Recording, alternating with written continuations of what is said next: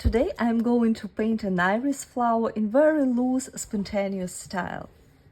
Hi friends, I'm Olga Koelsch, watercolor artist, teacher and a book author. Welcome to my studio. Today there will be no drawing, just exploring and trusting your watercolor. So I watering my brush. I can imagine where will be the flower center. That's always nice to have some anchor. And then I'm just watering the area. So soon you will be able to see what's happening. I'm watering the area of the upper petal, some area, basically just ovals. If you have a look a little bit from side onto the paper, you will see the flow and some side petal. It's very fun because neither you nor I can see what's happening here, but that's the fun. So now I would like to add a couple of yellow elements. I have cadmium yellow, doesn't matter which one will you use. Somewhere starting from the flower center, I can add a bit of drops of yellow and just let it flow. To make it even more fun, you can turn the paper in different directions, like this. And then pick up one of your favorite pink, violets colors or blue colors. I think I have some pretty purples which I haven't used. That's a great opportunity to use them. Don't afraid. I will add a couple of ultramarine blue, drop of ultramarine blue, some purple. Just love those hues. And then same principle, but this time I will start from the top of my imaginary petal and let it all flow backwards. The more watery mix you're able to create, the more fun you will have. You can lift a little bit your piece of paper to set up the direction.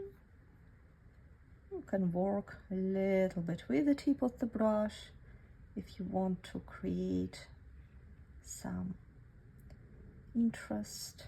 You see how it all organically flows already. At least in my case, probably you have something completely different right now, but that's the beauty. So now I will start with this petal. You see here I have the dry paper, here a little bit up I have watered paper, and that all together creates this nice variety of things. Basically I don't do anything, just trying to figure out what my watercolor wants from me today. Sometimes it's nice to lose control and just explore what's happening. And we have one more petal around, again starting from the tops of the petals, maybe to set up the direction.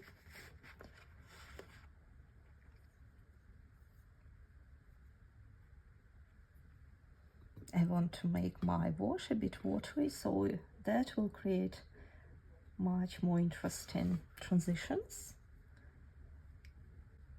A bit more to divide the petals. Fun and nice type of painting. Let's add a couple of dry brush strokes. To dry your brush, you can use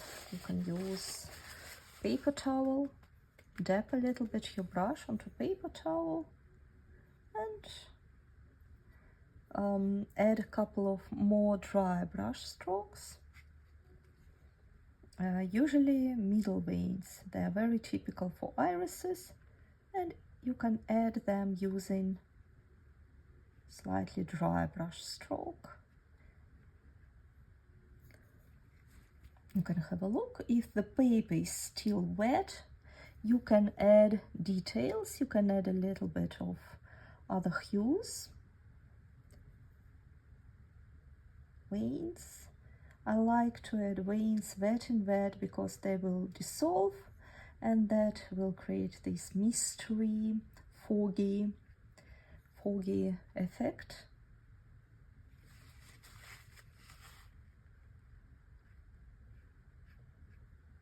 And it's very great to stop at some moment. It's at the right moment. Let's add a stem. For the stem, all paints like olive green will be great. If you do not have olive green, you can mix phthalo green with just a drop of orange or raw sienna. And then there is some bud. I have pretty creamy mix. You see, it's pretty creamy. And I start to connect all the petals. So just paint relatively thick brush stroke, and then I lift a little bit my brush and finish it in much finer way. And of course, if you would like, we can add this bud. Try to add this bud. Same principle. I think I will step a little bit down. So I will firstly paint this place where I can put my bud connected to the stem. And then I can just take another brush, load it with something, with one of my purple mixes, relatively creamy, and then just make it like this, connect. Basically, this is it. You can wait until it's completely dry and add a couple of details, or work a little bit on the wet surface. It depends on what you prefer, whether you prefer this foggy style, or you prefer to have a bit more of control and work with details. I very much like how it looks now. It was very quick. I hope I didn't scare you today a lot. Couple of small details. The more paper gets dry, the more precise brush strokes you can do. For example, this is the front petal. It's nice to add details here, but all in all, it's all done. And I hope that was fun and interesting to paint today.